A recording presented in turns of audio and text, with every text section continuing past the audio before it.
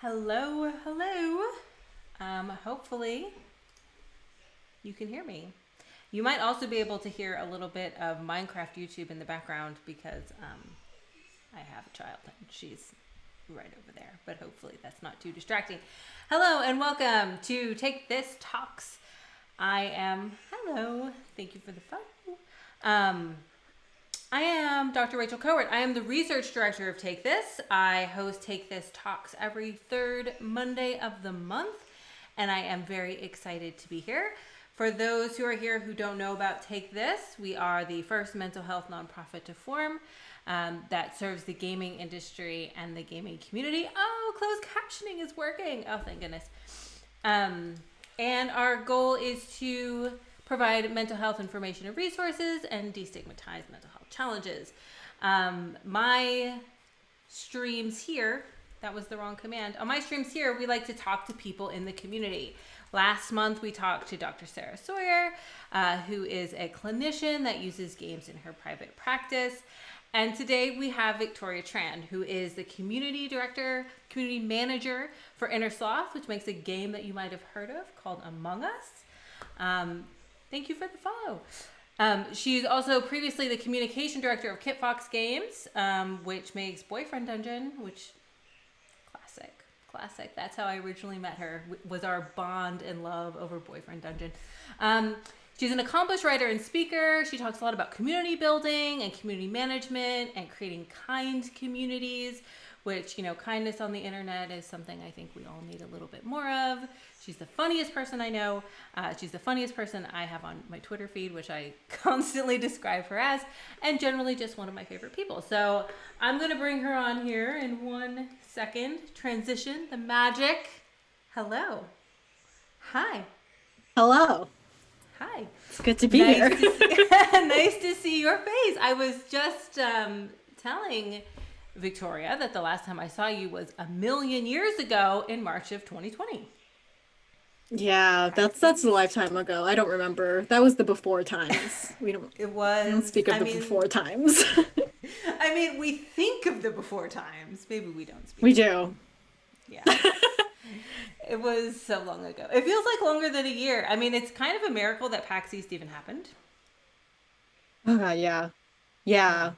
Yeah. Right? Yeah, that was like a year. Oh my goodness. That was a year ago. Now everyone. Strange and unnatural times.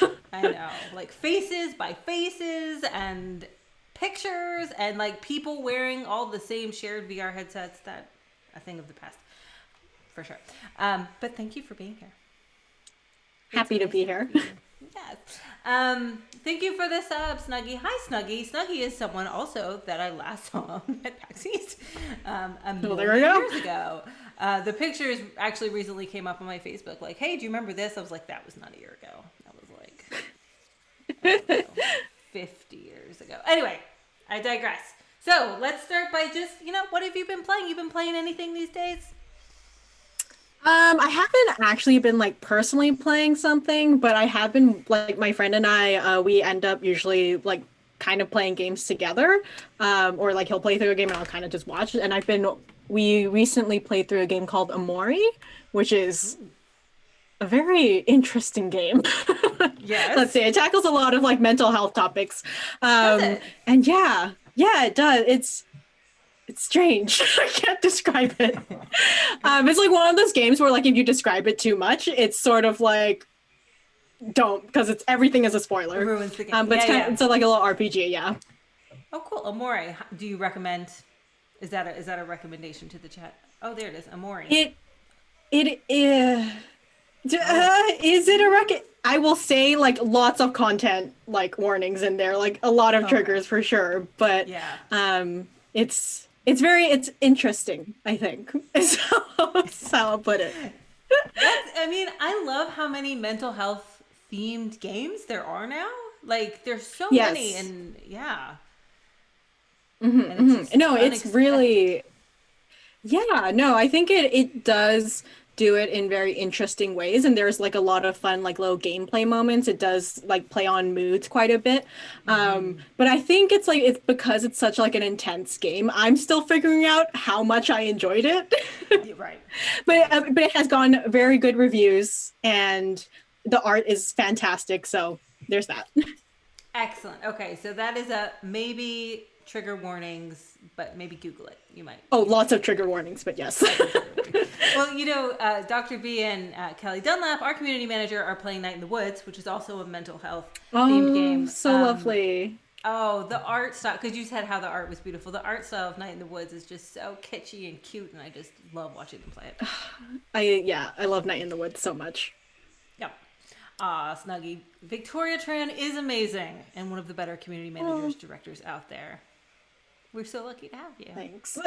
Thank you. So speaking of community manager, it's a term I keep throwing out there. What is a community manager?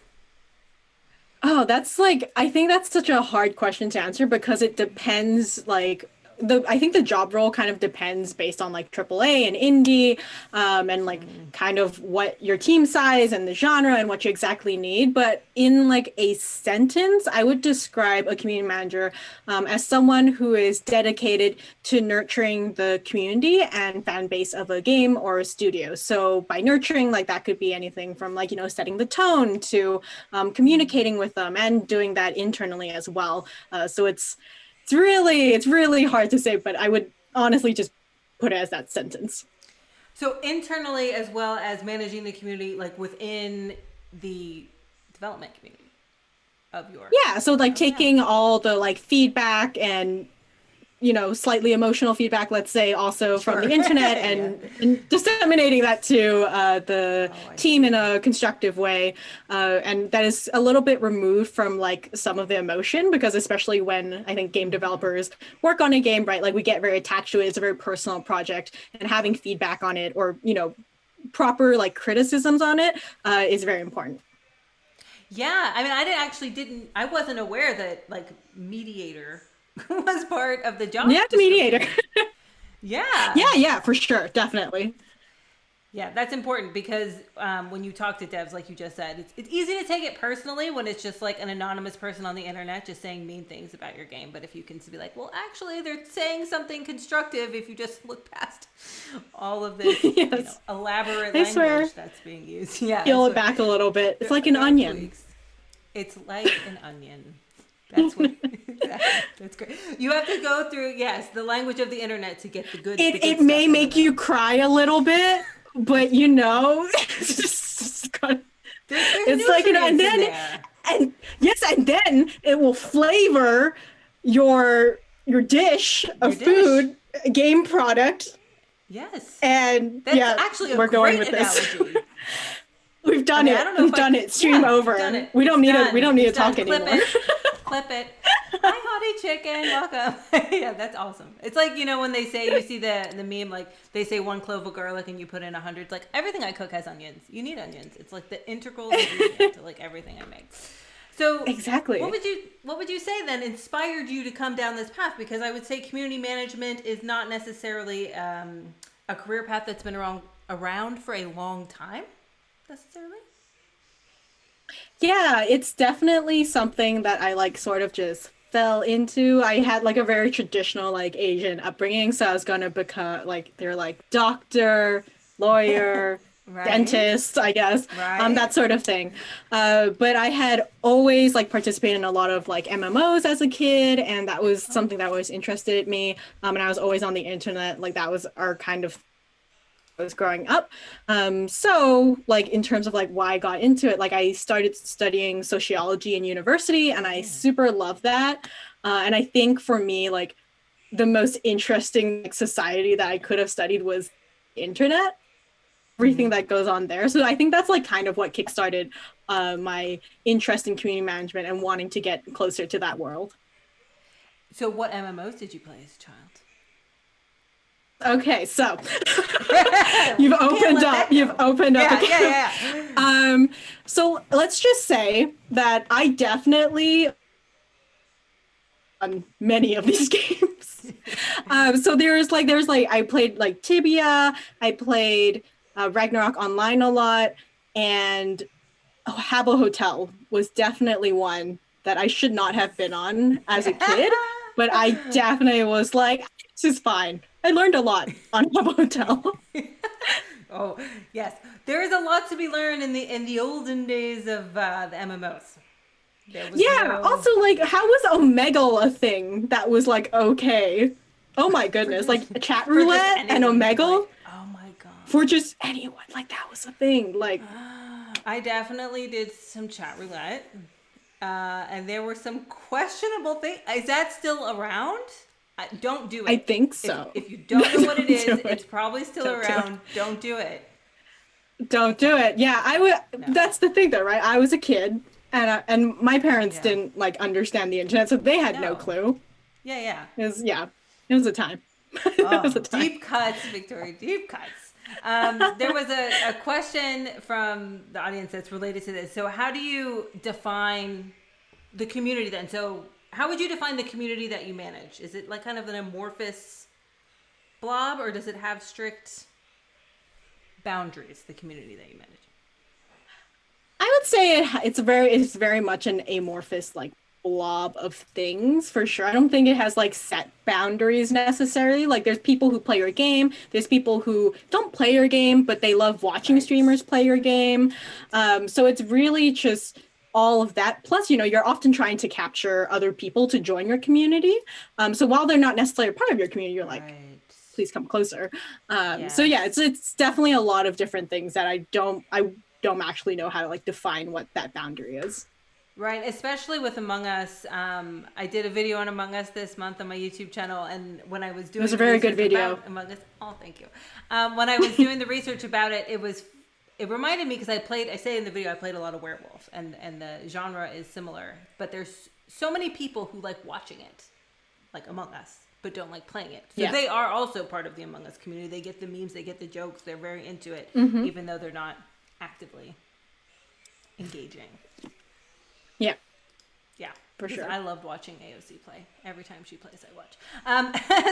So, what does your average day look like then? Are you in the Discord? Are you in the forums? What are you doing every day?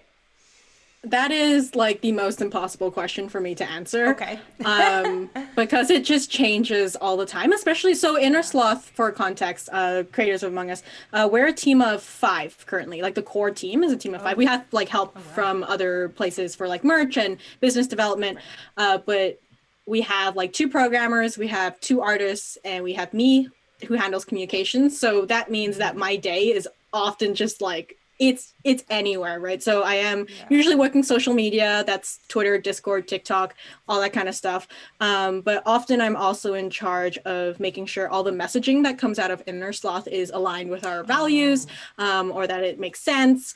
I'm also working with like our partners, so whether that's like Nintendo or Xbox with Among Us, and making sure that everything that goes through that is approved. Various strategy meetings, also some community design meetings. It's a lot. It's a lot. Yeah, yeah. So it's not just making sure the Discord is full of nice people. It's a lot of communication, a lot of. Is that normal for a community manager, or is that because you are just so brilliant and wonderful and have all the experience of a communications director from your previous position? It's a bit abnormal, Okay. for sure, like especially the like kind of biz devy partnership meetings, like that's not something a community manager would normally handle. Okay. And again, as I said, it like varies depending on indie and triple A, and there's a lot of community managers, for example, that handle things that I wouldn't handle necessarily, but they have to because that's kind of the thing that it's like the team size. But yeah, so I would say my responsibilities definitely go a bit farther than most community manager jobs, but still love it. Yes, of course. So would you say it was a big transition then from going from Kit Fox Games to Inner Sloth? Because, you know, Among Us is like the biggest game on the planet right now. Honestly, it's like same, but different of like, Same, but different. Same, but different, right? Like you still have the core kind of community manager thing, which is like you're trying to set the tone for the community. You're trying to make sure you're nurturing it, making sure that, everyone's understanding, and the back and forth communications is sort of the same. What is different is definitely like just the sheer scale, the saturation. Yeah. I like with Kid Fox, I have some control on the narrative, but with Among Us, it's like it's so widespread that Yeah. there's like I can try my hardest for sure, but there's no guarantee that I can control anything people say about Among Us. Not that I want to necessarily control it, but No, you know what I yeah. mean. But it's like it's a little bit more tiring sometimes, but it's also just as rewarding. And Right. the time it takes to implement things is also continually, as game development is, just all over the place. Yes, yes. But it is exciting to see that you are coming to Nintendo. Speaking of Nintendo. We are out. Yes, I know. We are out. Oh, okay, yes. Yeah. No, I know you are. I saw the announcement. It's very exciting. Okay. Yeah, I know, it's great. No, it is. So you talk about setting the tone, which we know, like when it comes to community, managing a community, that seems to be at the core of what you would do. And you talk a lot about designing communities for kindness. Now, I was going to link your website. Hold on. I had to close all my windows because I didn't want to lag, but I'm gonna get this link here. All of her talks and information and everything is on Victoria's website. Everyone should go read all her things. But I always found it interesting, and now I have you here that I can ask you, that you chose the word kindness, because I feel like that was an intentional choice, and I want you to elaborate on that.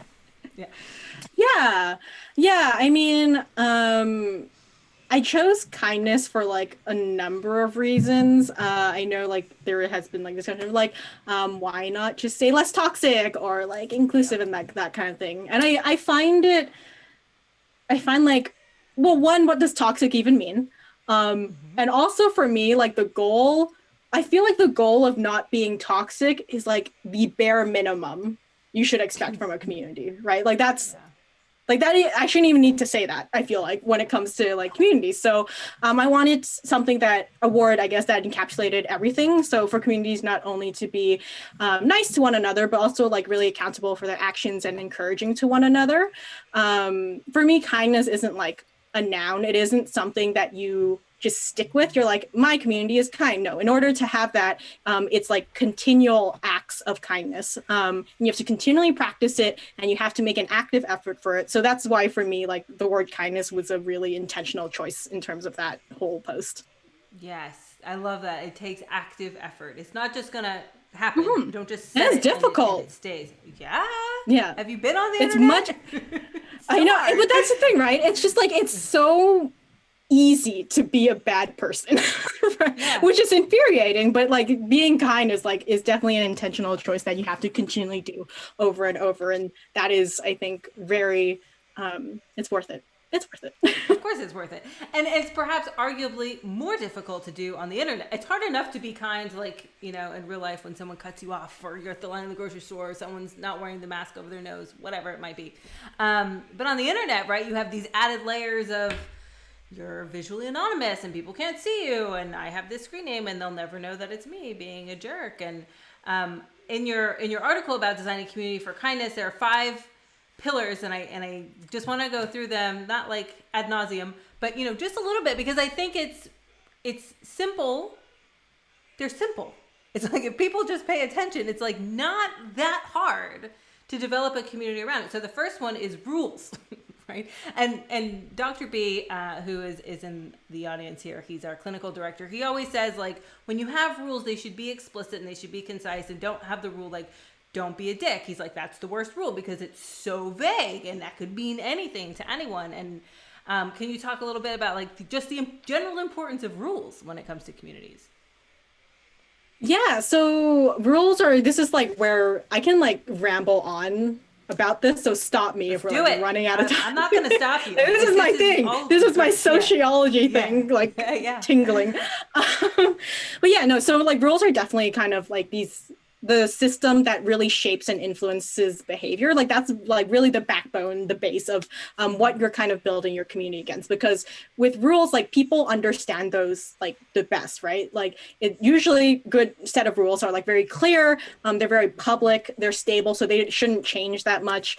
They're very just, and they're very importantly applied evenly and quickly to everyone, no matter like who it is, right?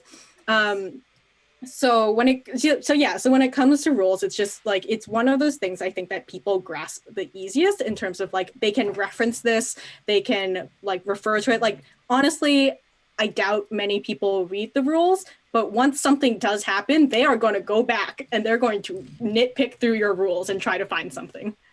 Oh, of course. Of course they are. You didn't say in your rules. Actually, I did. Because I took sociology in college and I know the importance of explicit rules. And then from the rules, we have the mutual understanding and expectations, which really comes from having good rules, right? Yeah, right. Because when you have the rules and you have that all laid out, like they know what you're about, they know what your community is about. And it's really important. And when I like talk about respect, I think in that term, it's also like also knowing your own boundaries. So like you're not being probably, I assume, if you're a community manager, you're also not a licensed therapist. Right. If you are, wow, amazing. But yeah, so you're not like someone's therapist, but also like if something does go wrong in the community and like, you want people to learn from it, you're not, if they're coming from a good place of just like learning, you're not necessarily shaming them either. No, of course. Definitely shaming is not the best way to establish behavior change. Thank you for the follow, Nick. So then from there, you have norms, creating accessible ways of communication, like you just said, leading by example, which is really important. And I think this one is, rude. Yeah, you can't be rude. But I think it's like one of those like the more important things because again, like people understand rules, but what really, really matters, I think, a lot in like tone and creating a community is what you consider polite and rude, because those are not rules, right? You can't necessarily ban someone for kind of being rude, but how you carry yourself, how your community carries yourself, and how you expect them to carry themselves is very important in like the very daily interactions. Yeah, and this reminds me of something that I bring up a lot when I talk about harassment and stuff like that online, which is the research has found the best extinguisher of that behavior is somebody else saying like, hey man, that's not cool. It's related. It's about establishing norms. This is not an acceptable way for you to communicate, and I'm going to point that out, and then hopefully the behavior will then shift, because that's not what we do here. Yeah. Takes us to number 4, sincerity and trust, which I think that kindness, like having kindness is the keyword, already kind of conveys sincerity and trust. Yeah, exactly. It's like you're the one communicating with the community, and just like the integrity, like the actions that you take, it's not just like saying nice things, right? It would be meaningless if all I said was like, you have to be kind, and then I didn't follow through with what I did. And just creating that sense of intimacy and openness is really important. So is that how you facilitate cooperation and trust within the community? Is it just about your actions, or is it about all of the things, all of the above that we already talked about?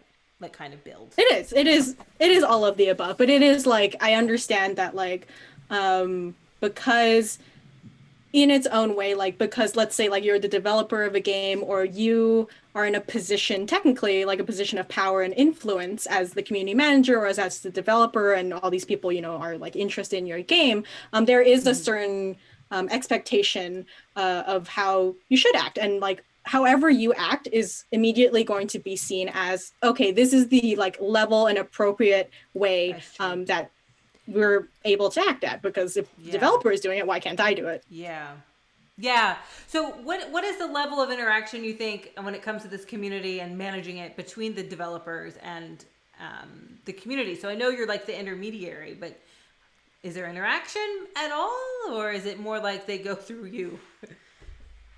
I mean, it depends, right? So one of the things about having a community manager is that a lot of developers, like, it's not that they don't want to interact with the community necessarily. It's just like, it can be very overwhelming, right? It's like when you have like hundreds, thousands. Yeah, no, when you have like hundreds of thousands of people, it's like, no. But it's not, it's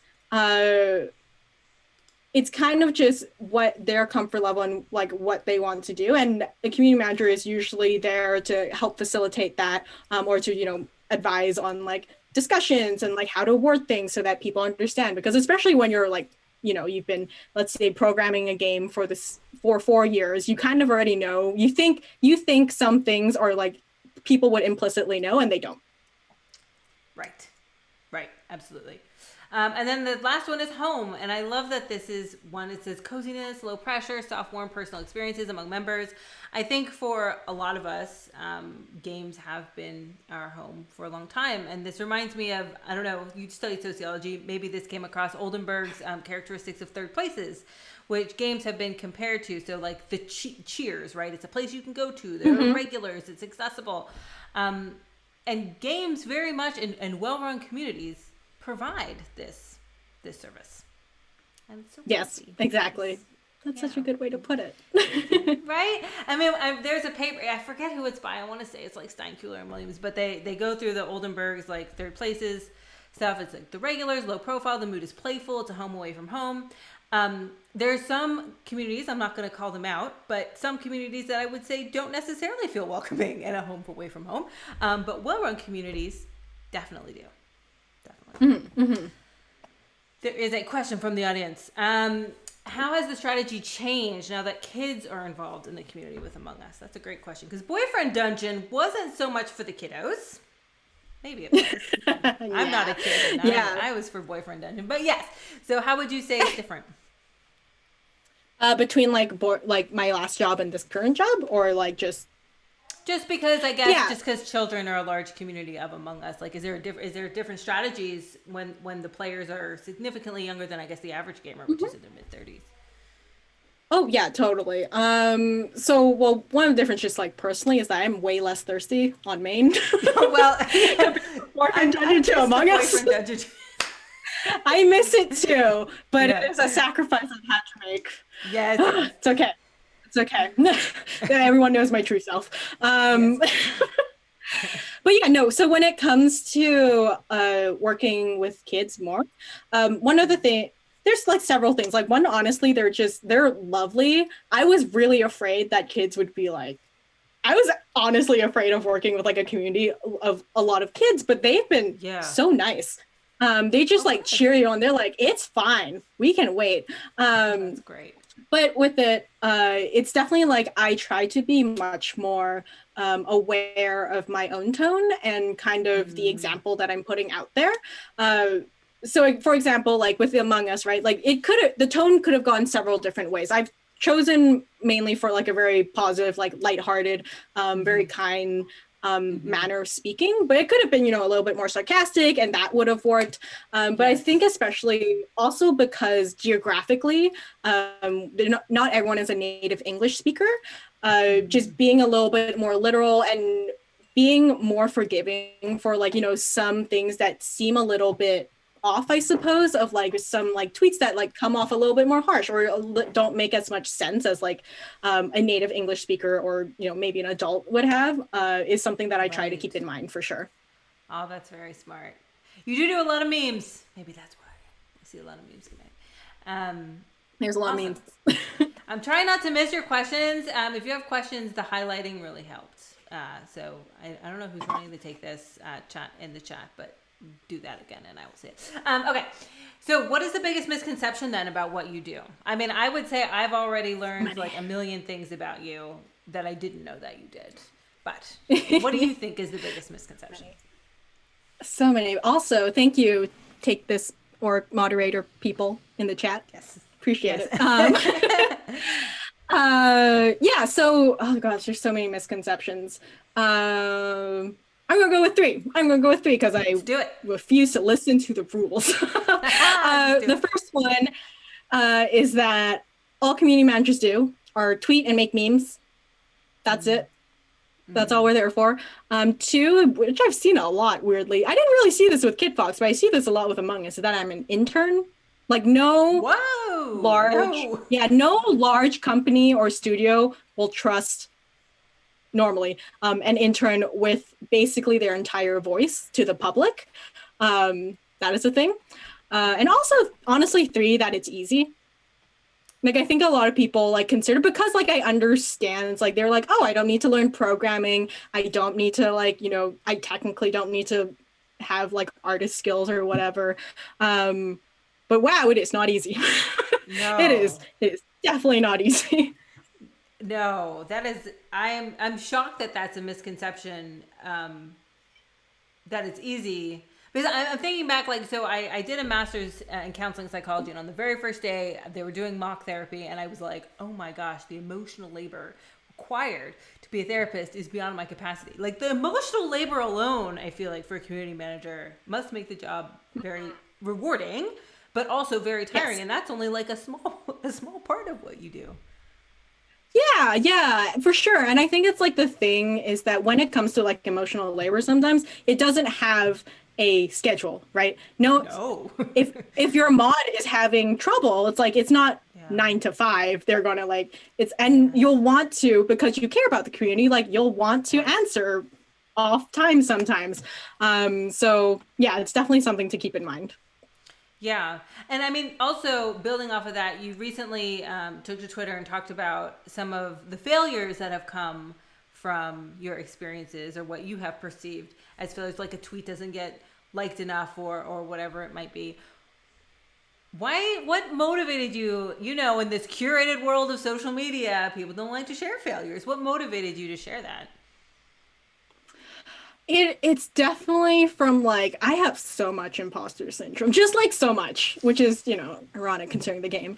And it's that thing where conceptually I think we all know that, social media is a highlight reel, and like, you're not actually seeing the whole thing, but it's so hard to remember that sometimes. I still It is. struggle to remember that, and I work in it, right?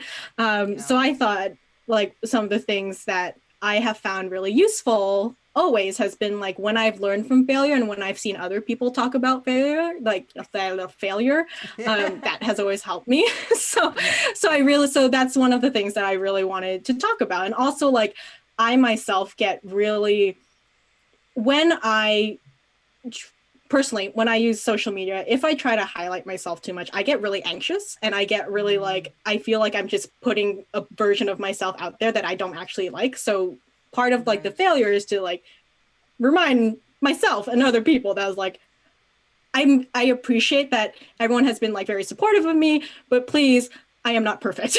Please do not expect that of Right. me. Right. Mhm. And I remember when I saw it, I was like, oh, I'm not the only one who fails at the things that they do, because it is like you see everyone like, I did this and I did that and I did this, and it's like, oh, what am I doing with my life? So it's very brave of you to do that. So thank you for sharing that, and I hope that it encourages people to share, because I mean, it really. I think that people, the imposter syndrome, first of all, I also have mega imposter syndrome, and I talk about it sometimes, and people are like, but you have a degree on your wall. It's like, that doesn't matter. Like, you run a huge community and you're very successful and you're very funny. You're like, that doesn't matter. Like, the way that we feel is still there, and we still have successes and failures, and it's important to realize that just people. Just people, some wins, some losses, and that's what it is. But it's refreshing to Happens. see it. Yeah, it does. Yeah, it's the best way to learn, honestly. You learn more from your failures than your successes, but you still want the ratio to be Unfortunately. more wins Yes, you than still want the losses. ratio. You don't want to continually Yeah, fail. no, That's a whole no, no, other no. thing. That's a different story. Yeah, yeah. So, what would you give then? One piece of advice for people who are interested in becoming community managers or getting into this somehow.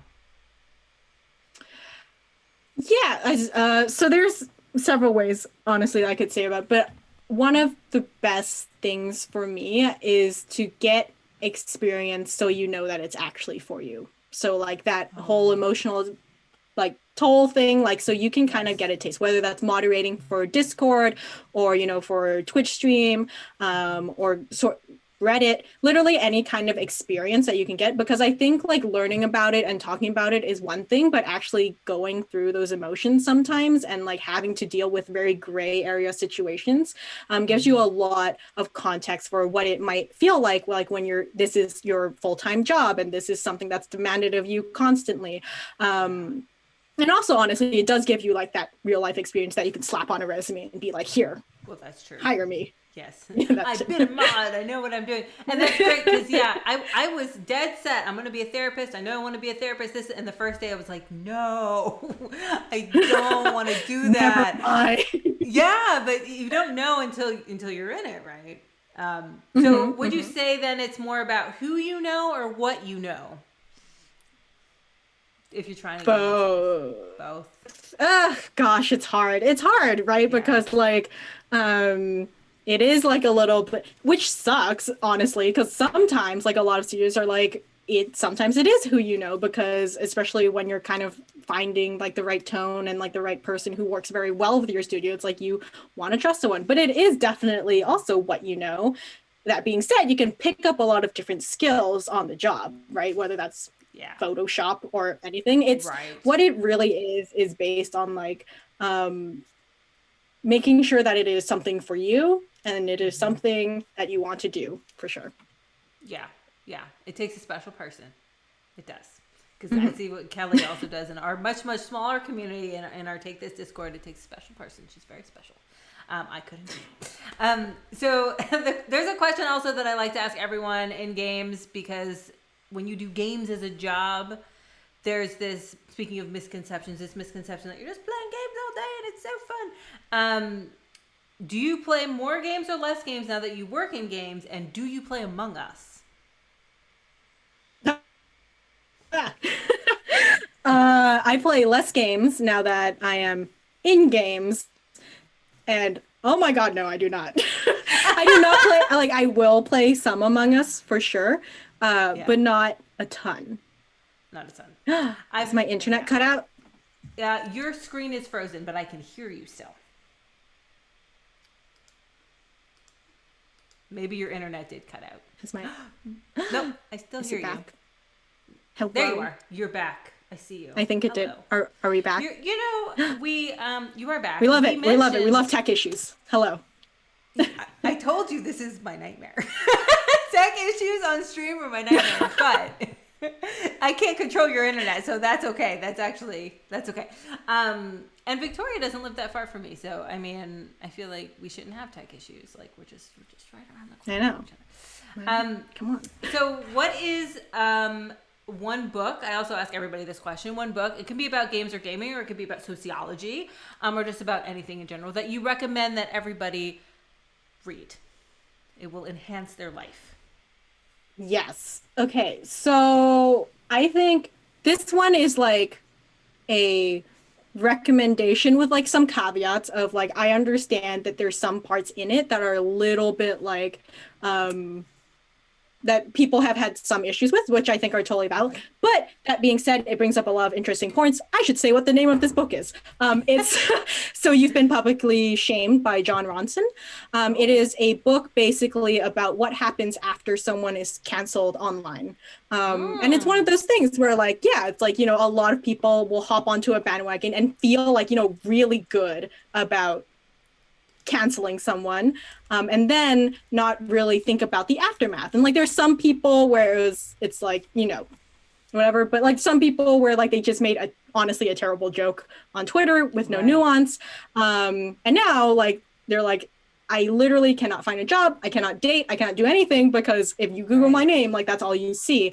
And I think it's just like a very interesting thing to consider, the real life ramifications of social media and everything.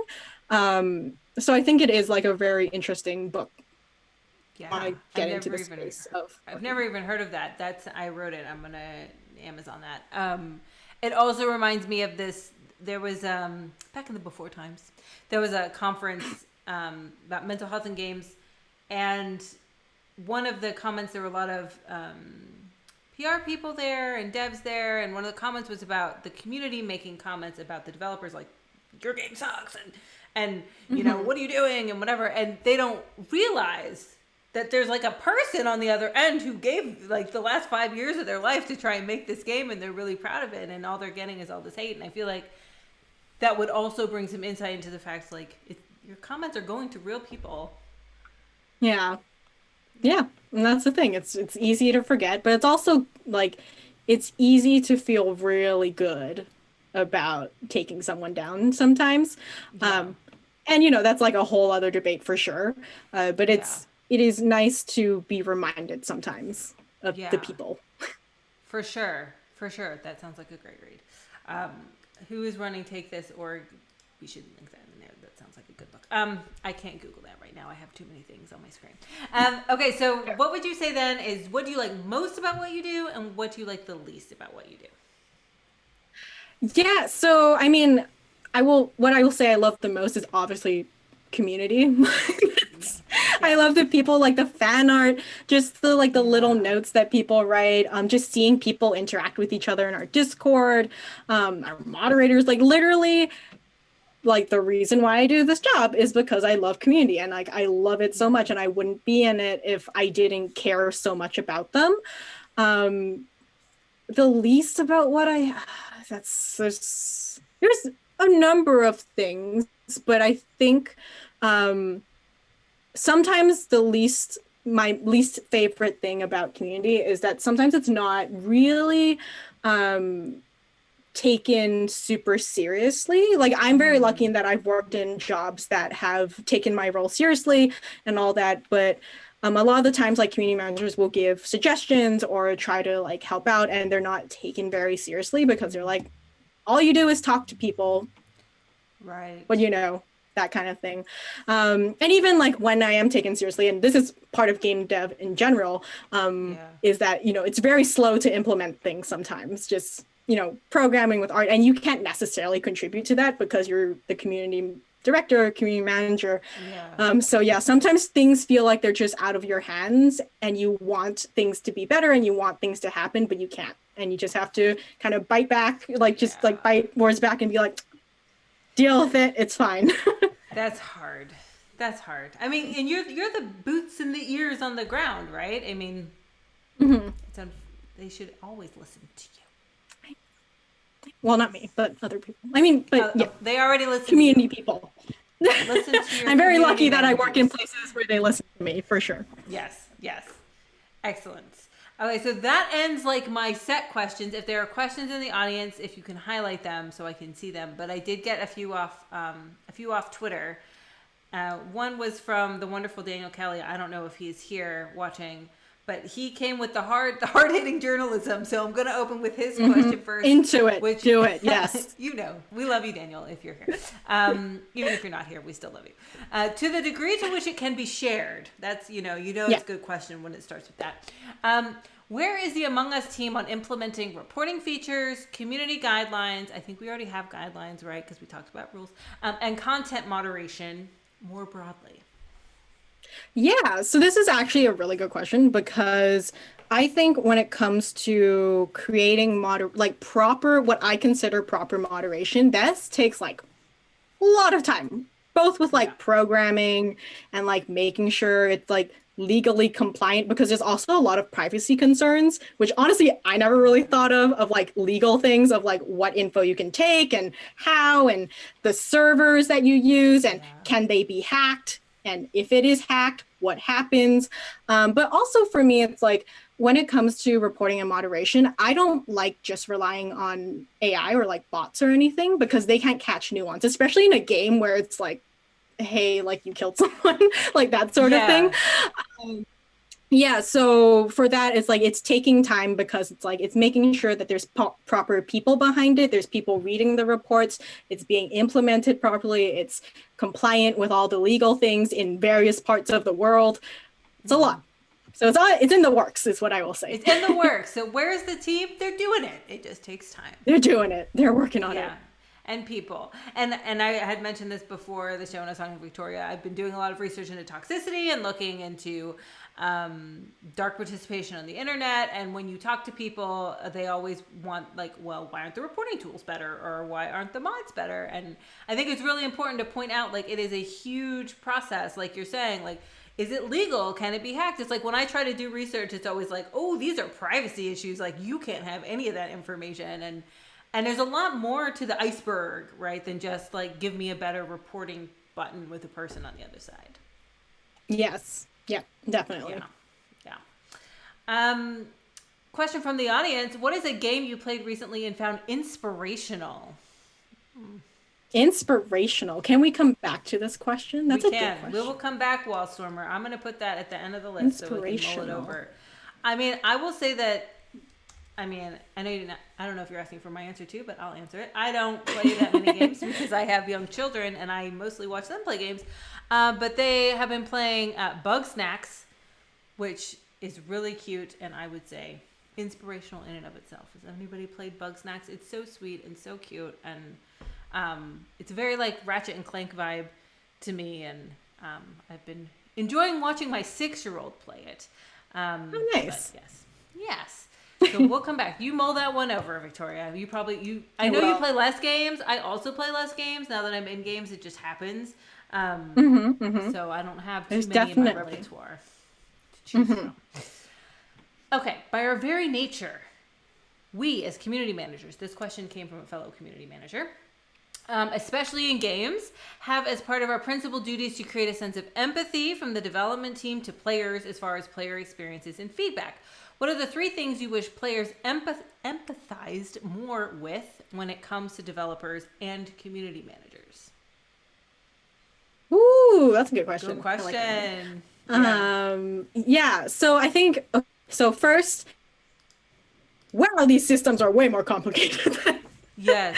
than any of us like think. And because often, and often with like games, you're often making it from scratch, right? There's no set like code usually that you can like base a lot of things out of. You're kind of just figuring out yourself, which is also why, bugs happen, all that kind of thing. So yes, so the complexity of which games are made, patience in that there is a lot of things that happens behind the scenes in terms of like, usually, we've heard everything people have said, but we're just unable to do it because of financial issues, of tech issues, of any other multitude of issues. And third, I think, is just how grateful we are for like our players, and for like any well wishes. Like it means so much more than I think anyone actually realizes. Is like when you see just like one like kind tweet, you're just like, I'm melting. And this is like makes like 4 years of programming all worth it, because it's a community, and it's really cool to see people enjoy the game and also just appreciate the game. Means a lot. Yes. Oh, that last point. Yes, it makes my heart happy when you see just like, because like you said, being kind is a choice, right? And it's easier to be mean, and it's easier to say like there's a bug or whatever, but it takes more effort, and it's so appreciated when it's validated, your hard work and all your love that you put into it and all your emotional labor. Yes. I mean, just kind of building off that, I think you do a very good job. I know you run the Twitters for the Among Us. I think you do a very good job of acknowledging when people are kind and when people make something, like the art that you share. Like, it is really cool to see the fan art that people make. They're so inspired to take their time to make these things for the community, and it's lovely. I know. It's wild. How do we get others to be kind to one another online? Do we call them out or do we just ignore them? So that's very contextual, right? Like, what exactly did they say? What is your relationship with them? All these kinds of things.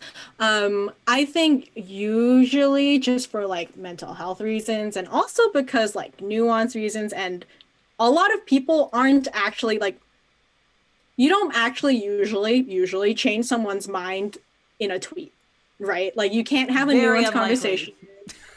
Very unlikely. And you can't like have this like discussion with them. They don't know that you have their interests at heart. Usually you don't, right? With Twitter, like the goal of Twitter discourse is to win. And that's not how you change someone's mind, right? It takes a lot of time. And it depends on what this unkind thing is. But if it is a friend and like, you're like, oh, that was a bit of a spicy tweet you did there, like, and not like, again, like when you try to like shame someone, oftentimes like their initial reaction is just like defensiveness. It's like protect their pride, don't want to deal with this right now, all that kind of thing. So what's usually best is to just call them out, but like in DMs, be like, hey, like I saw you do this, and like, as a friend, I just wanted to say why I disagree with you, or why like that felt wrong to me, or why that hurt me, like that kind of thing. I think when it comes to that, and you know them personally, like that is definitely a much more productive way of calling people out. Are you sure you're not a psychologist? Because that is great advice, is actually to pull them aside and do it in DMs. That's wonderful advice to get. Yep, see, even the Dr. B, our clinical director, yes, the call-in. But what if it's like, I mean, I had mentioned earlier, the research does say, like, if someone is acting, you know, if someone is harassing someone else, the best way to diffuse it is to actually call them out. But what if it's like not that extreme? Like, I don't know. I guess you promote kindness by having your pillars of developing a kind community. Yes. Yeah, I mean, it's like sticking to your values, and again, like kind of being a part of like that whole politeness thing. So for example, when I'm working with the Among Us count, this is like a very tricky territory to go against, because the minute I reply to something, that instantly gets all all the attention, right? Even if it's just a reply. So that's why I try to like encourage and respond to a lot of positive comments and a lot of kind ones, or if it's criticism, ones that like are good and make sense and are presented in such a way that I'm like, okay, I can see where you're coming from. Yeah, and then also like it's also in the language you use, right? So for example, if I try to model what I think are good values, it's like when I talk about the Among Us crewmates, I don't assign a gender to them. It's they, them, or bean. Just call them beans. But yeah, so it's a lot of like your own things, and also, you know, making sure that again, you're kind of you're reflecting the kind of language and values that you want in the community. You see, an intern wouldn't know that, Victoria. Maybe an intern, maybe there's some very smart interns out there. That's true. But that is, you know, that takes skill and nuance. See, shaping and modeling behavior. You're a psychologist at heart, although I do love sociology. That was my favorite elective in college. If I didn't do psychology, I would have done sociology. It's very cool. Well, I was originally going to do psychology, and then I did sociology. So. See, we're very interrelated, the two of us. We are. What Wallstormer says, it very much feels like Victoria's using a spotlight to showcase both the acceptable positives and negatives through replies. Yes. Modeling and shaping. Thanks. Yes. So next question, it says, obviously, if you've not seen anything, but have you seen any variation in behavior between different countries or regions of the world? That's an interesting question. Weirdly enough, a little bit. It's just like a little, like I don't necessarily like track like what every comment like from every country. I don't even know if you can do that actually. But it's interesting in that the kind of fan art that I've seen from like different regions of the world is really interesting. Like a lot of the like Korean, like Japanese, like fan art I've seen has been like just very cute and like very like round and cuddly, like Among Us characters. And like from North America, it's like, let's go horror. Like, let's go straight up horror. And I'm like, these are both great. I love it. Yeah. I'm terrified of the horror thing, but I also love it. That's awesome. That's awesome. So, yeah, I'm not even going to add to that. That's very cool. I was going to say, I'm going to add to it. I lied. I was going to say, like, the definitions and the interactions of being polite and being kind, does that also vary culturally? Because I imagine it would at least a little bit. A little bit, but it's kind of more difficult just because I don't natively speak any of these languages. Okay, like, yeah, that makes sense. I mainly only speak English, so it's like I can kind of infer, but I no idea, honestly. Yeah, no idea. Okay, we'll just leave it at that. How is your methodology when creating new events or content ideas? Do you handle, and how do you, okay, these 2 questions. First question, what is your method when creating new events or content ideas? Yeah, so when I do content creation, it's usually 2 different things. Like either I have like an image in mind and I'm like, all right, I'm going to like set a caption for it, or I have a caption in mind and then I have to create an image for it. That's not very helpful, I suppose.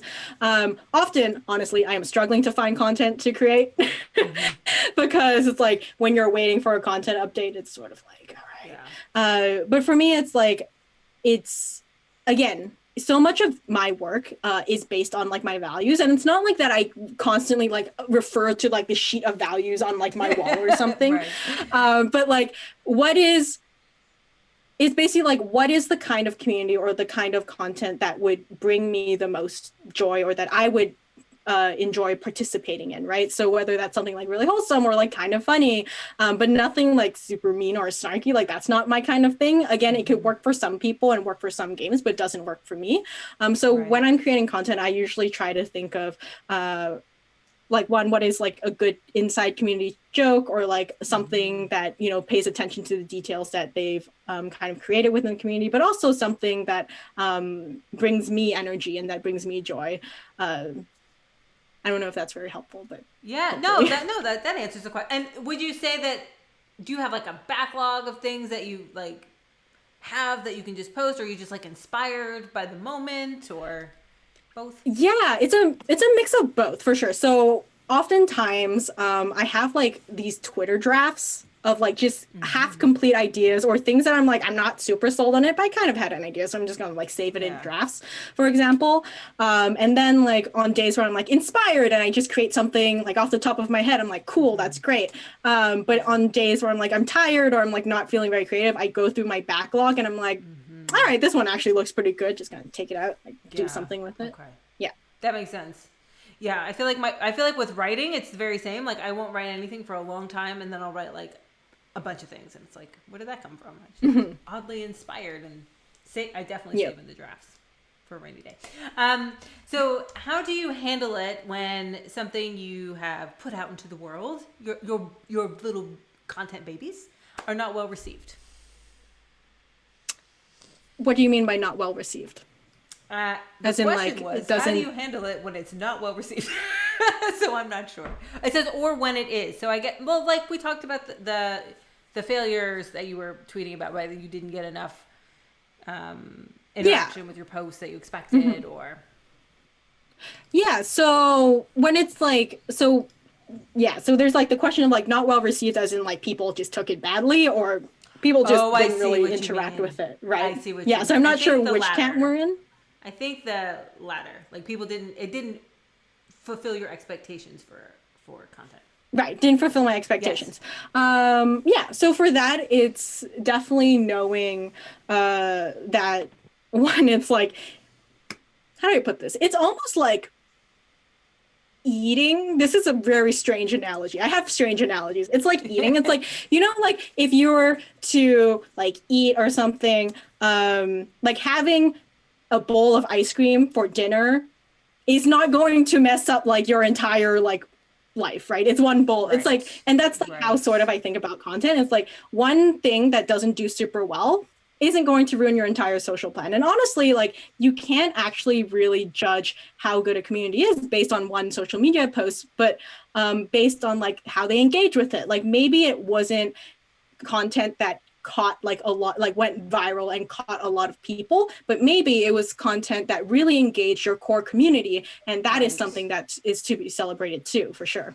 Yes. Oh, I think that's a really good point. I follow a lot of different people on Twitch, and some have bigger communities than others, but some are way more engaged. Like someone could have tons of followers and they're not engaged, or way less, and they're all super active and engaged. And it makes a huge difference. Yeah. Two different Oh, for sure, measures for sure. of success. So, okay, I guess I'll just go ahead and do it the other way. What if it's taken badly? Then what do? Do you delete the tweet? Yeah. Oh, see that there again.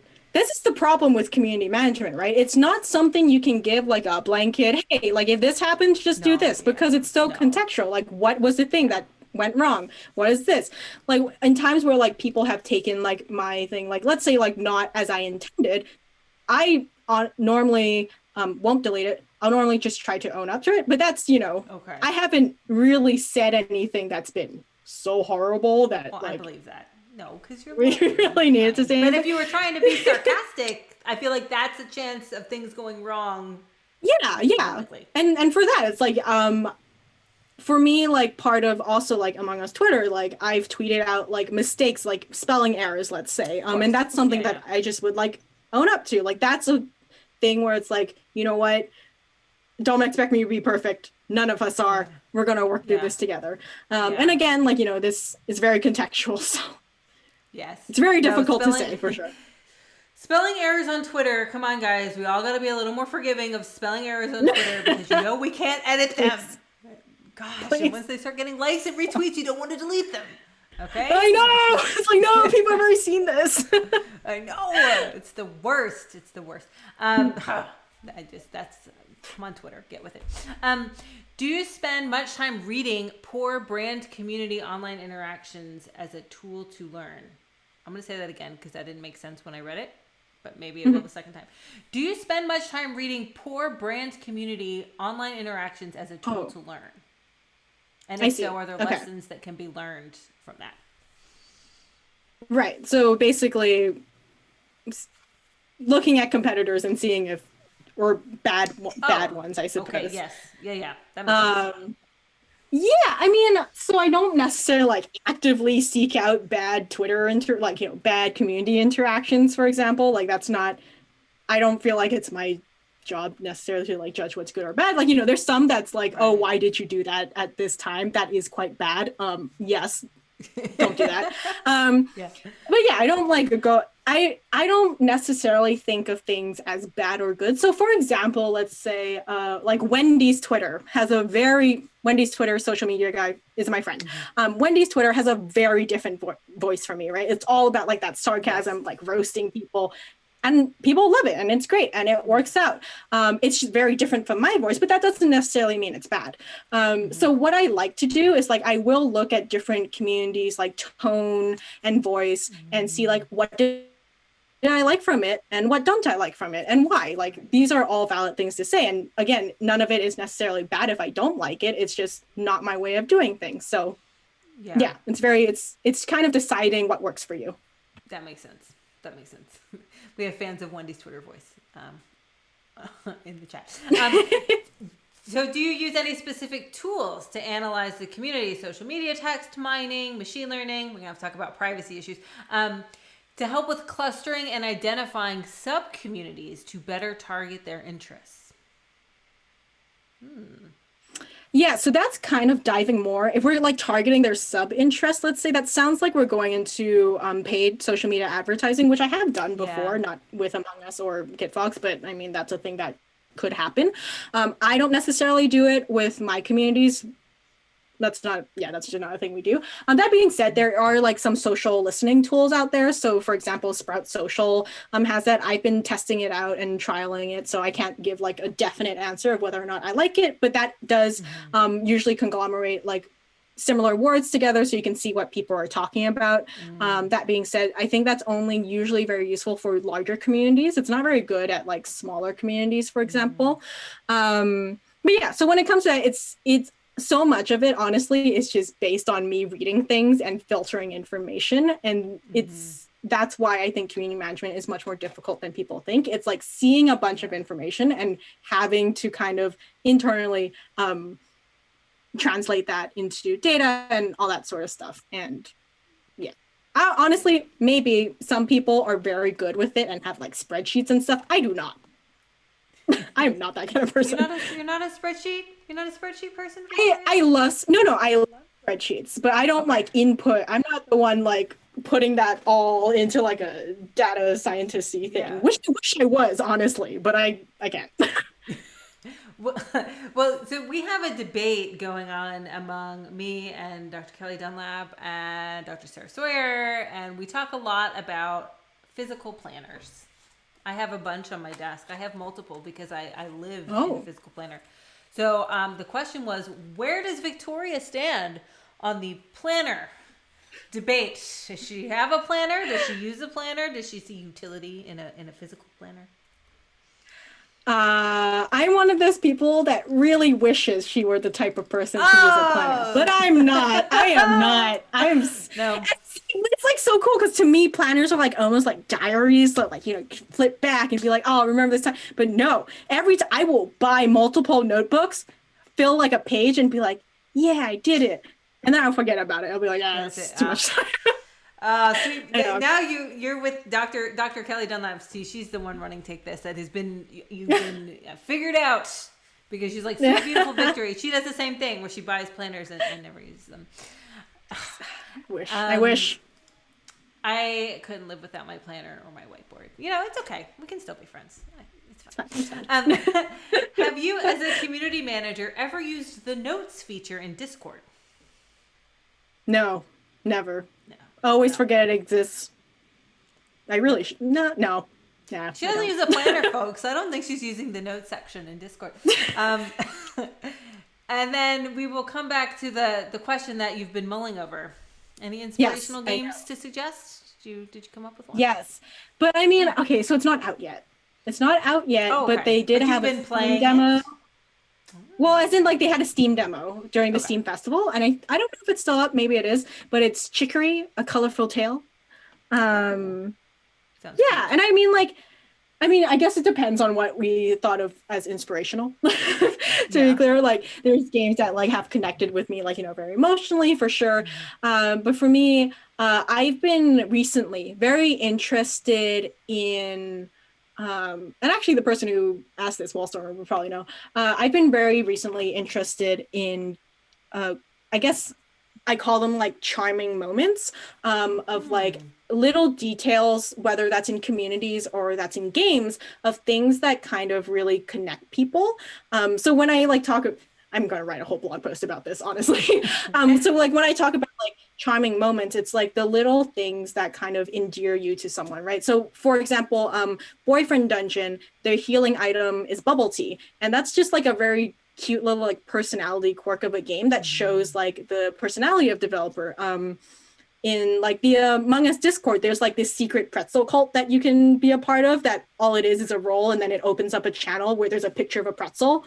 And it's just like the most random thing, right? It's like, it does nothing, but it is a small moment of like joy that I think is all part of that thing where I think it's like, this is what connects people a little bit more. Like you stop seeming like just this set of rules and, you know, like, this is what's going to happen, then this, then this, and this. And it's like, there's just like a little bit of randomness and a little bit of personality.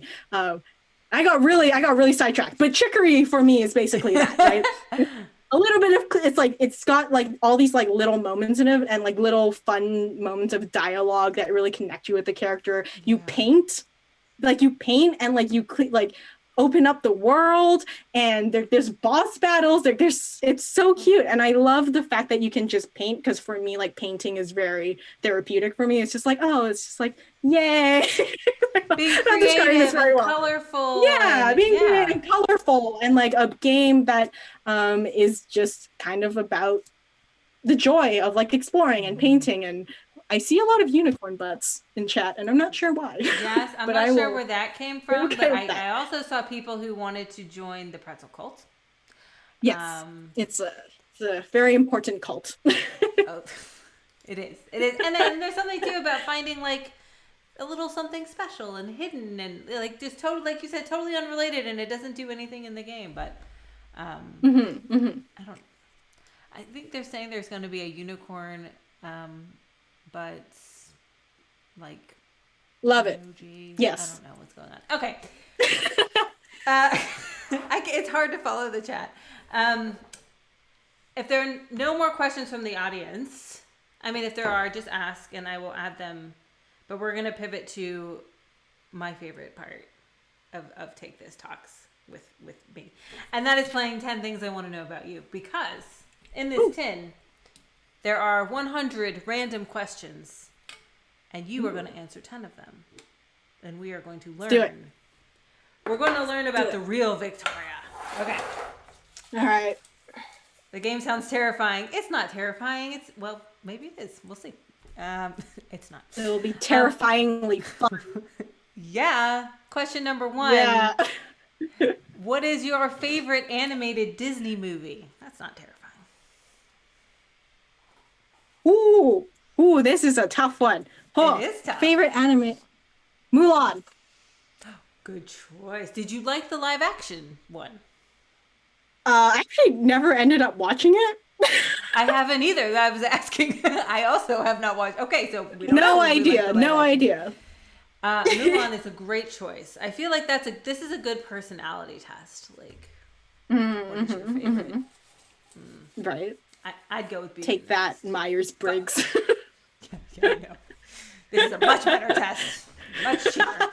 Lilo and Stitch, Little Mermaid. Oh, Lilo and Stitch. That's really good. Lilo and Stitch. I mean, there's not so many bad Disney movies, but there's definitely some that are better than others. Okay. Mm-hmm. What is the most random thing on your desk right now? And can we see it? Oh my God, yes. So, have you heard of like hair Velcro? No! Wait!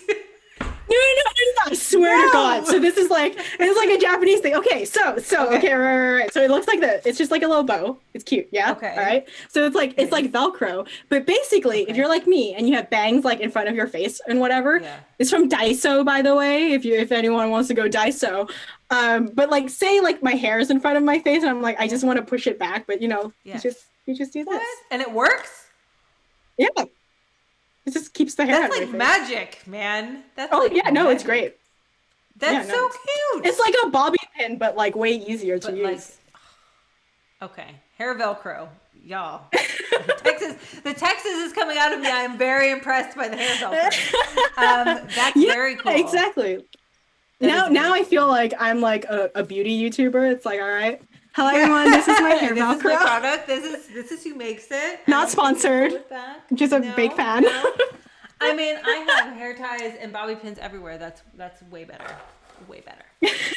It's great. There we go. We got a link. I'm gonna open that link for later, so I don't lose it. Okay. Very cool. What is one food that you refuse to eat? Cilantro. Really? Okay.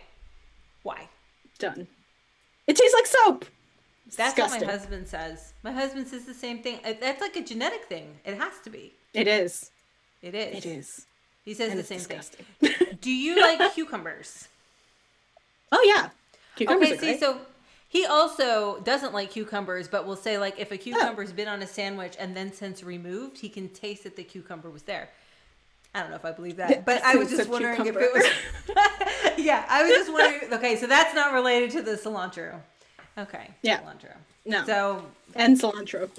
Guacamole, no cilantro. Reign of tyranny. Yes. No cilantro. Okay. Ever. No cilantro. What is your favorite color? Ooh, I have recently been enjoying a light seafoam green.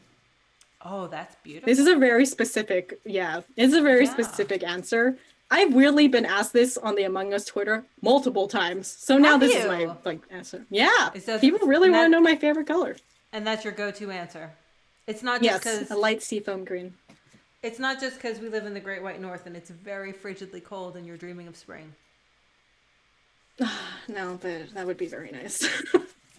Has it been snowing there all day? It's been snowing here. It's currently all day. snowing. Yeah, it's currently snowing. I have not seen grass in ages. That's Canada. You know, we both live in Canada. Spoiler alert. The amount of snow on my yard right now is like, I don't know, 5 feet, maybe. Like there's so much snow, like and it's not melting, and it's just and it keeps snowing. Anyway, the kids like it. Very Canadian conversation. Sorry, I digress. Not too often I get to speak to my neighbors. What do you wish you had more time for? That's so many things. Everything. Sleep. Everything. Games. Sleep. Not doing anything. Like that like you know that weird thing where you're like, I didn't do anything all day, but somehow I still don't feel like I've relaxed. Like what is that? What is that? I mean, did that exist in the before times or is that a consequence of now? Because I'm not really sure. I think that's like a consequence of like working.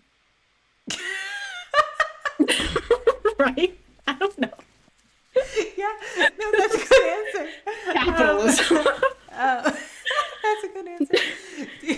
I mean, like sometimes I get to the end of the day and I'm like, God, was that like a whole day? Like it's already night again. Do you think it's because jobs like my job and like your job, it's not really like you go to an office, you leave an office and you leave your work? Is it because that might be part of it? True. Yeah, it's true. It's like one of those things where like your hobby is your job, but your job is also your hobby. Yeah. Kind of like. Yeah. When people ask what my hobby is, I'm like, I don't know. I don't have hobbies anymore. I know. And this 10 things I want to know about you. So I did the inaugural one. I was like, practice what you preach. And mine was like, what's your hobby? And I was like, playing games? I don't even play games anymore, but that's like the only answer I could come up with because Yeah, right? It's just a direct attack. Yes. My own game is turning against me. Okay. Oh, this might be a yes. So, have you ever waited in line to get a new game at midnight? No. No, you played those old school MMOs? I'm not that person. I'm shocked you were not in line for a World of Warcraft expansion. I am definitely one of those people who just doesn't understand the concept of like getting something first or like pre-orders. Like I'm not that kind of person. I'm just like I'll get it when I get it. I hate but also I'm someone who hates lines. I hate inconvenient things. For me, I'm like, this is so inconvenient. It is. That is true. That is true. Like when the new consoles were announced, I was like, I'll get it when I get it. I'm not going to get stampeded over at Target for the PlayStation. Yeah.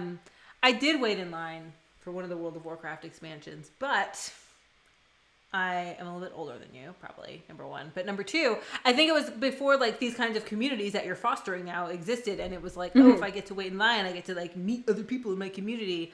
Like that was the community. That was the Discord of my generation. The midnight line for World of Warcraft expansion. Ooh, I will wait in line for things that are free. If it's free, I'll wait in line. I'll wait forever. I don't even care if I need it. I just love free. Okay. Okay. So at PAX, will you wait in the line for like the Oculus demo? No, I won't wait in line for demos. Swag. I want free things. I want swag. I want my like 10th hoodie that I don't know. That won't fit you because it's going to be an extra, extra large. By the time you get to the front, that's all I got left. It's fine. It's fine. I love those too. If it's free, I want it. I still want it. You're so funny. Someone in the audience, I waited in line 8 hours to see Weezer. You know what? I would wait. There are some concerts I would wait 8 hours in line for. Who would you wait 8 hours in line for, Victoria? Anyone? No? Is it free? Will I get into the concert for free?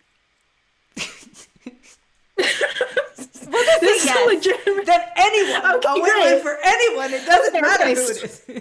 And I understand this like sounds like parody, but like I swear to God, like who is the most expensive artist like that I would have to pay for? Like normally I would have to pay like thousands. Like would it be Beyonce?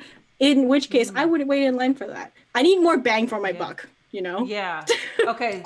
So you're not waiting in line for like Eminem. You're waiting in line for like Elton John and like Beyonce. I mean, the one whoever is charging the most money for their tickets, I would go into. Yeah. I mean, Paul McCartney's pretty expensive.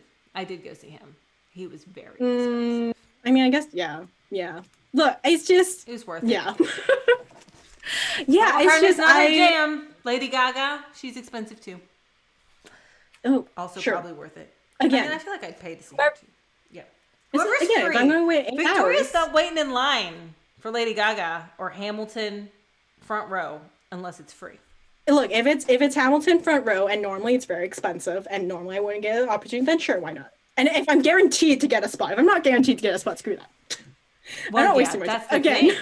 That's the thing. You could wait for 8 hours. Okay. Okay, if it's not free, not free, would you wait in line for Hamilton front row? No. And you had to pay. Have you seen Hamilton on Netflix? How expensive would that be? I've seen the Disney. That's good enough. It was pretty good. I come from a family that does not have a lot of money. Screw that. I'm not paying for it. You're not paying for it. Very passionate about this, clearly. Yes. I also, I think, use better view on Disney. I've only been to one Broadway show ever, and it was fine. But if you're not in, like, the first 10 rows, like, the Disney is way better, because you can actually see them. There we go. Yeah. It's fine then. And, that wasn't free. You had to pay for that. Were you ever in a school play? Yeah.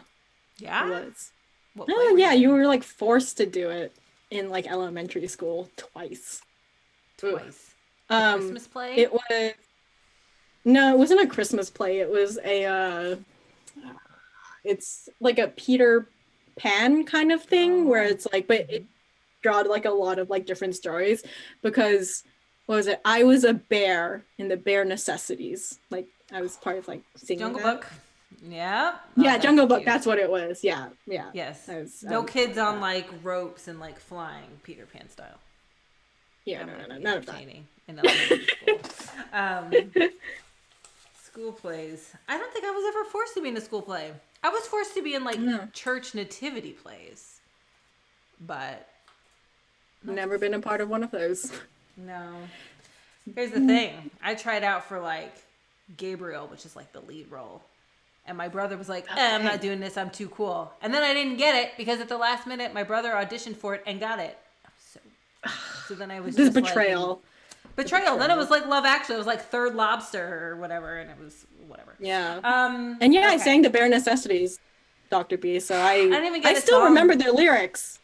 I still remember their lyrics. It's weird. It's catchy Necessities, too. the Yeah. simple bare necessities. Forget about your worries and your Yes, stress. exactly. I mean the bare necessities or Mother Nature's recipes. Okay, yeah, I'm gonna stop. That's really good. You have a very good memory. I don't think I remember anything from like 5 years ago, but that's very good. Yeah, I really remember lyrics.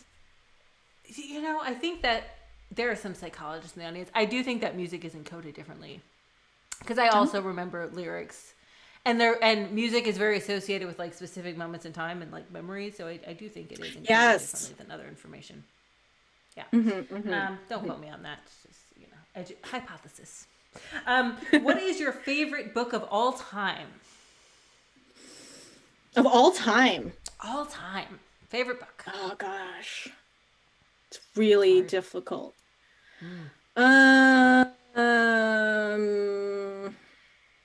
May oh that's hard. It's hard because it's like there's like my childhood like kind of favorite books that aren't like, you know, magical or like actually like super well written, but like, you know, just have that nostalgia factor for me and I love them. But I think I love Catch 22. I think that might be my favorite. That's a good That was a choice. very good book. It was, yeah, it was. I love how it was a little bit weird. It's a weird book. And I love that. Did you I don't know read how it to in describe it. school and you loved it, or did you read it like on your own? I read it not as part of school. Yeah, I read it Not as alone. part of school. Yeah. Yeah, ma'am. So I don't know what to say.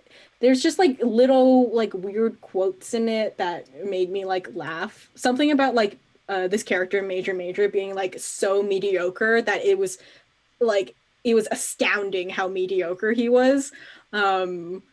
I don't know why I connected with that. I was like, yeah, Yeah, I love that. Doesn't describe you. Yeah, I relate to the Right? mediocrity of this character. Like, right? It's just so mediocre and just so forgettable that people were like, wow, so mediocre. Yeah.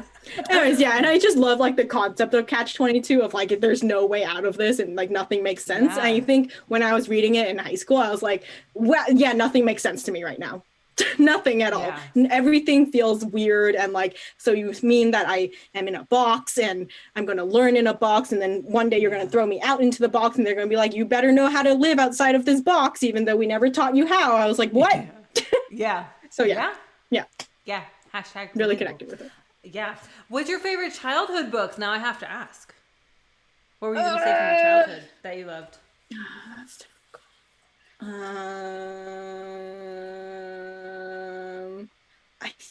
Okay, so the bad thing is I don't remember the title. Oh, okay. What was the story? Maybe somebody in the it was- usually they're pretty good about. No, but I think it was just like this book series about the Greek gods and goddesses, but it was told from the perspective of Hades. And like Hades, Oh, in interesting. this case, was the good guy, and he was just like the older brother being like, please stop all your stop it. Why are you always messing things up? That sounds awesome. Okay. Was it like a No, chapter it was super book, or fun. was it Yeah, it's like a series of illustrated? books. Oh. Yeah. It, She's Googling it, people. We're going to get it. That sounds awesome. Wait, no, I lied. Okay, scratch that. Not my favorite book. Okay. Okay, so I don't know if Mythomania. Yeah, it was Mythomania. That was very good. But I've decided that wasn't my favorite book. My favorite books, I'm sorry, I get very passionate about my books. Were a series of books from the author Tamora Pierce. So she did a bunch of like a series of books of like The Song of the Lioness, and this was a series, The Protector of the Small, that was also a series of books. And the thing about this was like, it was the first book and fantasy book as well that I read that had like very strong female characters, and it was like just these warriors who like didn't care, and like, yeah, there's like, you know, some love interest or whatever. But it was just like very much about like learning like about yourself and like being discriminated against. Like The Protector of the Small, I think, would like had to pretend to be a boy, and I guess actually Mulan was also about that. I see a trend. There's some themes occurring. There's some themes here. Please psychoanalyze for me, Victoria. What would Fred say? Yes. But yeah, so yeah, there was a lot of the Tamora Pierce books were very important. There we are. Yeah. Mythomania sounds really cool though. Also. Oh yeah, no, that was a lot of fun to read. Yeah. I am a fan of Shel Silverstein. Those are my favorite childhood books. Oh, that's very good too.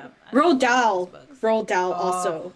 Yeah, classic. So good. You know, I recently reread Phantom Tollbooth, which as an adult, it's very, really, it's good.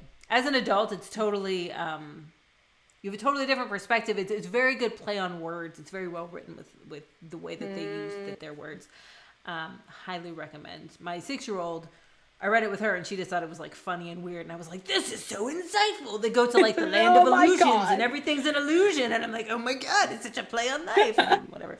Love it. It's funny. That's like the same question. So I'm not going to ask that. Asked about what was your favorite childhood story? You're not getting that question because you just answered that. Do you still have a beloved object from your childhood?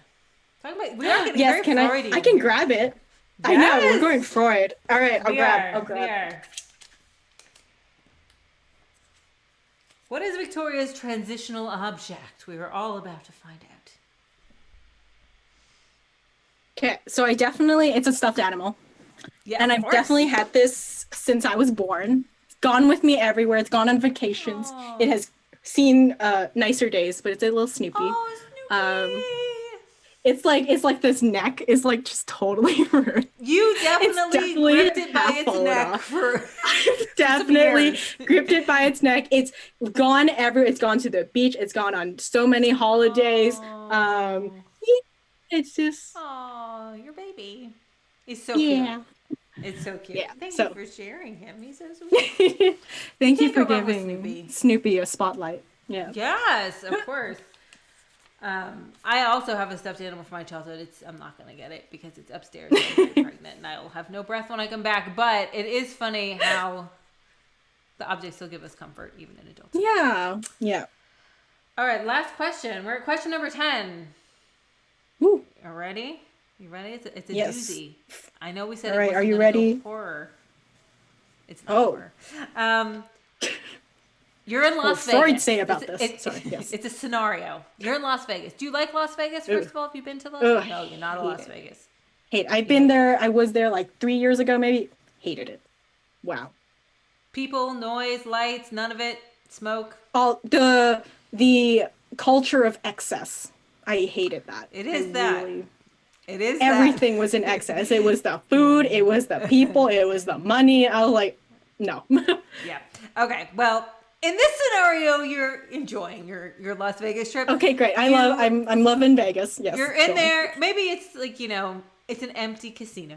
You go up to the roulette table. Have you played roulette? Do you gamble when you're in Vegas? Did you do any gambling? No. But you know what a roulette table looks like. I know what a roulette table is. Sure. Yeah. Where do you place your bet? I have to pick like a number and a color, right? It's red or black. And you have to pick. Right? You can bet on a specific number, which pays out really well, but like the odds of hitting it are low. You can bet just on red or black. You could bet on 0 or 00. I do like Las Vegas. I think I'm telling a little too much about myself. I know a little too much about the roulette table. So you could, yeah. There are a few, you can bet on a row. Like, how much of a gambler? Are you going to go like lucky number? Or are you just going to be like black? I'm definitely a lucky number, whatever. I'm also someone who's like, can I just take my money and leave? So you just wouldn't even place the bet. I wouldn't even bet. Yeah. I'm definitely not that person who likes to bet. I'm just like, No, not today. Just walk on past. Yes. What is your lucky number? 14. Why? I guess because my birthday is on the April 14th. Oh. Is that why? Yeah. Oh, and it's coming up. Yeah, and like my every like number in my years end in 4. So the number 4 for me is like interesting. I asked because there was a Radiolab episode recently about favorite numbers. And this guy asked a bunch of people what like their favorite number was, and 7 came up a lot. And there's some theories about why people say 7, but other than that, it was like all over the board for all different reasons. Like, so you said like my birthday's on the 14th, and someone would be like, my football jersey number was 8, and like there's like no pattern, which I thought was so interesting. Fascinating. Yeah, that is fascinating. Like, why do we have an affinity to random numbers? I mean, I definitely do. Yeah. For that reason. Although his theory about 7 was very interesting because, you know, it's like lucky number 7. And I guess it's cross cultures. 7 is like, you know, you look at the graph and it's like all the numbers, and then like 7 is like this. And his theory was that it's the only single digit number that you multiply. When you multiply or divide, you don't also get another single digit number. So when you double it, you get 14, right? All the other single digit numbers, I don't know, he was saying something about the way you multiply and divide. It doesn't make sense now that I'm relaying it. But he thought it was, and I was like, people wouldn't think that. Like, that was his theory. And I'm like, I don't think anybody's thinking that hard. I think they just had like a soccer jersey. See, but that's the thing. On it. But that's the thing now, right? So this is the psychology, sociology question. Is number 7 now everyone's like favorite number? Because society has been like, number 7 is the lucky number. Yes. Is that now? Is it a psychology? It's true. We don't know. We don't know. We don't know because it is like a phrase, like 13's unlucky and 7 is lucky, and everybody knows that. Math is hard. Take this, org. Thank you for commiserating. Math is very hard. Yeah. Math is hard. Yeah, and actually, you know, to go into, we can go on about this, right? But like, for example, and I'm not Chinese, but my Chinese friends have told, like, they've been like not super cool with, not super cool, but they're like, oh, you know, like 4 is actually an unlucky number. And also 14 is an even worse number to consider a lucky number. And I was like, oh, great. Oh, well. And that's the thing, right? You know, like numbers have different meanings elsewhere too. How do they feel about 7? You're going to have to ask. It's good, I think. I bet 7 is good. Yeah. Yeah, I bet 7 is good. Welcome to the numbers stream.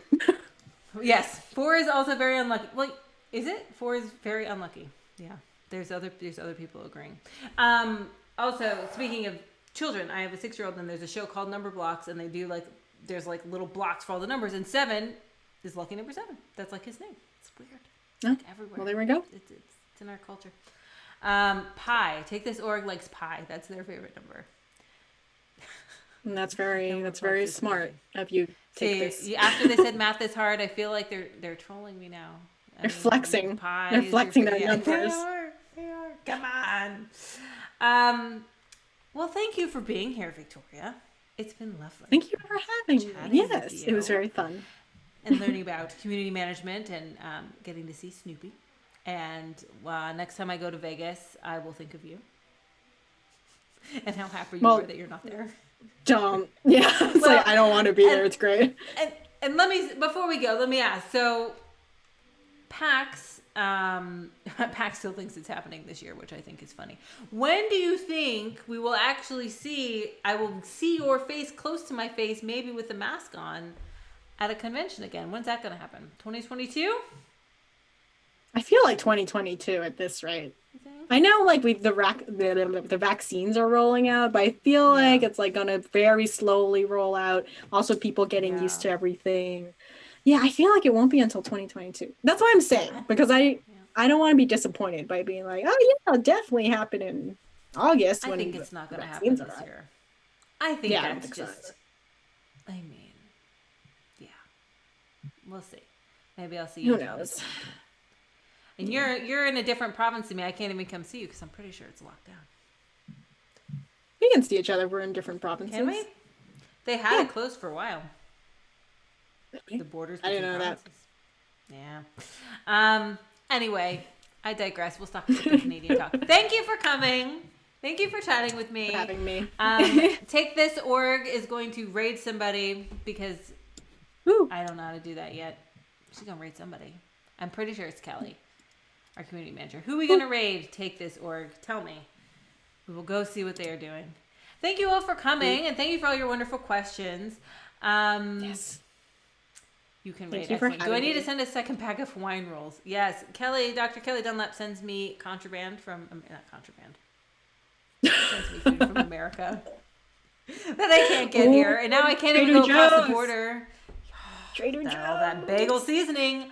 I got like Oh four my of them God. in my cupboard. Yeah. I want it. Well, Rachel, sorry, I'm going to get you in trouble. She's not sending contraband. She's just sending Trader No. Joe's. Just Trader I'm Joe's. pregnant. Have some pity. I need my Hawaiian rolls and Trader Joe's. Thank you all. Thank you, Wallstormer. Thank you, Digital Games. Oh, nice to see you. Hi. And we'll see you next time. What's next week? Woo. Take This Plays. Take This Plays. Dr. Kelly and Dr. B will be playing maybe Night in the Woods still. Not sure. But that Good game times. is cute. It is good times. Now we wait. Oh, farewell, everyone. Goodbye. Think of Kindness. shoot. Kind communities. Kindness and psychology. Sociology. And what Freud would say. What would Freud say? A W. What would Freud say?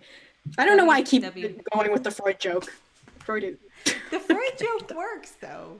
We had you on the couch. The Freud Freud is so joke works. strange. Okay, we're off.